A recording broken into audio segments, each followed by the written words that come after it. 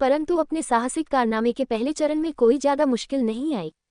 अपर स्वैंडन लेन एक बदनाम गली है जो लंदन ब्रिज के पूर्व में बह रही नदी के उत्तरी भाग में ऊंचे घाटों की कतार के पीछे एक सॉफ्ट ड्रिंक और शराब की दुकान के बीच छिपी रहती है, जिन तक सीधे उतार वाली सीढ़ियां गुफा के मुख की तरह एक काले गड्ढे की ओर ले जाती थी। मुझे नशाखोरी का वह अड्डा मिल गया जिसकी तलाश में मैं गया था। अपने कोचवान को रुकने का आदेश देकर मैं सीढ़ियों से नीचे उतरा, जिसका मध्य भाग नशेड़ियों के अनवरत आवागमन से टूट फूट गया था, और दरवाजे के ऊपर लटके एक ऑयल लैंप की टिमटिमाती रोशनी में मैंने दरवाजे को धीरे से धकेला और ब्राउन ओपियम के धुएं से भरे एक लंबे निचले कमरे में प्रवेश किया, जिसमें दीवार के साथ एक के ऊपर एक लकड़ी की शायिकाएं बनी हुई थी, जैसे डॉक से बाहर निकलते जहाज के अग्रिम भाग में बनी होती हैं। धुंधले प्रकाश में अजीब अजीब मुद्रों में लेटी मानव आकृतियों पर नजर पड़ जाती थी, झुके हुए कंधे, मुड़े हुए घुटने, सिर पीछे की ओर लटके हुए, ठुड्डियां छत की तरफ उठी हुई। यहाँ वहाँ कुछ निस्तेज आंखें निर्लिप्तता से किसी आगंतुक की ओर उठ जाती थी। काली परछाइयों के बीच लाल रोशनी के घेरे चमक उठते थे, कभी तेज कभी मंद। वही धातु की नलियों के कटोरों में जलता हुआ जहर चमकता बुझता रहता था। अधिकांश लोग चुपचाप पड़े थे, मगर कुछ अपने आप से बुदबुदा रहे थे, कुछ अन्य एक विचित्र धीमे बेजान स्वर में आपस में बातें कर रहे थे। उनकी बातचीत कभी एक प्रवाह के रूप में आती और अचानक ही खामोशी में बदल जाती।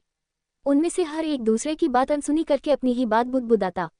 दूर वाले छोर पर जलते हुए कोयलों वाली एक छोटी अंगीठी थी, जिसके बाजू में एक तिपाई पर अपनी दोनों मुट्ठियों पर ठुड्डी टिकाए, जबकि उसकी कोहनियां उसके घुटनों पर थी। एक लंबा पतला सा बूढ़ा आदमी आग की ओर घूर रहा था।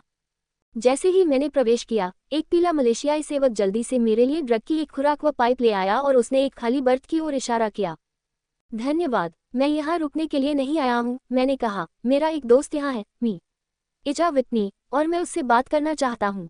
मेरे दाहिनी ओर कुछ हलचल हुई और किसी के चिल्लाने की आवाज आई। धुंध हल्के में ताकने पर मुझे विटनी दिखाई दिया, पीला, दुबला पतला और अस्त व्यस्त, जो मुझे घूर रहा था। ओ माय गॉड, ये तो वाटसन है, उसने कहा। वह बहुत दयनीय स्थिति में था, उसकी हर स्नायु फड़क रही थी। वाटसन, मैं पूछता हूँ, टाइम क्या हुआ होगा? 11 बजने को हैं, और दिन शुक्रवार 19 जून। हे भगवान, मैं तो समझ रहा था बुधवार है। ये बुधवार ही है। इस गरीब को डराना क्यों चाहते हो? उसने अपना चेहरा बाहों में छिपा लिया और जोर जोर से रोने लगा। मैं कहता हूँ, ये शुक्रवार ही है मेरे भाई। तुम्हारी बीवी पिछले 2 दिनों से तुम्हारा इंतजार कर रही है। तुम्हें खुद पर शर्म आनी चाहिए। शर्मिंदा तो मैं हूँ, मगर आपसे कुछ गलती हुई है वाटसन, क्योंकि यहाँ आए मुझे कुछ घंटे ही हुए हैं। 3 या 4 पाइप हुए होंगे, ठीक से याद नहीं है। मगर मैं आपके साथ घर जाऊंगा। मैं केट, बेचारी केट को डराऊंगा नहीं। जरा अपना हाथ दीजिए। क्या आपके पास घोड़ा गाड़ी है?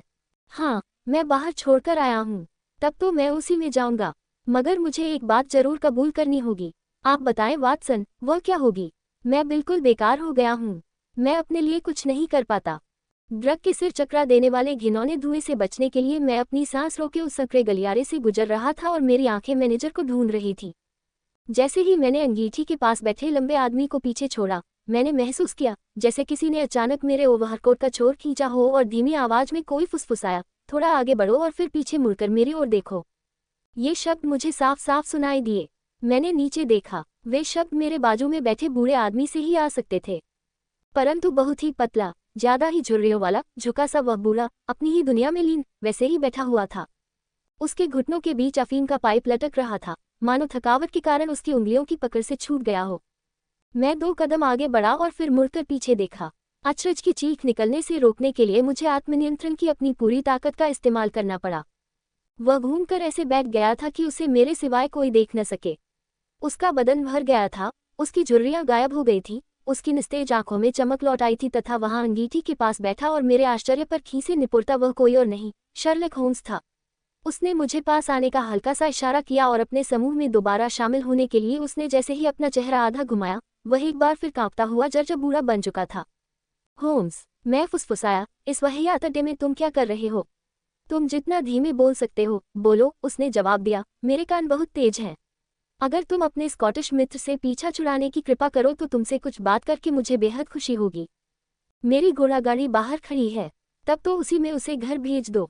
तुम उसकी सुरक्षा को लेकर बेफिक्र रह सकते हो, क्योंकि वह इतना निढाल मालूम पड़ता है कि कोई शरारत नहीं कर पाएगा। मैं तो ये सिफारिश करूंगा कि तुम कोचवान के हाथों अपनी पत्नी को इस आशय का एक नोट भेज दो कि तुमने अब अपनी नियति मेरे हवाले कर दी है। अगर तुम बाहर मेरा इंतजार करो तो 5 मिनट में मैं तुमसे मिलता हूँ। शर्लक होम्स की किसी भी गुजारिश को मानने से इनकार करना मुश्किल था, क्योंकि वे हमेशा अत्यधिक निश्चित होती थीं और बहुत ही आत्मविश्वास से की जाती थीं। परंतु मुझे लगा कि विटनी को घोड़ागाड़ी में बिठाने के साथ ही उससे संबंधित मेरा मिशन व्यावहारिक रूप से पूरा हो जाता था। उसके बाद अपने मित्र होम्स के साहसिक अभियानों, जो उसके अस्तित्व की एक सामान्य शर्त थी, में से एक में उसके साथ जुड़ने से बढ़कर किसी चीज़ की इच्छा नहीं कर सकता था। कुछ ही मिनटों में मैं पत्नी के नाम एक नोट लिखकर, विटनी का बिल चुकाकर उसे घोड़ागाड़ी में बिठाकर अंधेरे में गुम होते देख चुका था। बहुत ही कम समय में एक झुकी सी मानव आकृति अफीम के उस अड्डे से बाहर निकली और मैं शर्लक होम्स के साथ गली में आगे बढ़ रहा था। 2 गलियों तक वह कमर झुकाए लड़खड़ाते कदमों से चलता रहा। फिर तेजी से इधर उधर देखते हुए उसने अपने आप को सीधा किया और ठहाके मारकर हंसने लगा।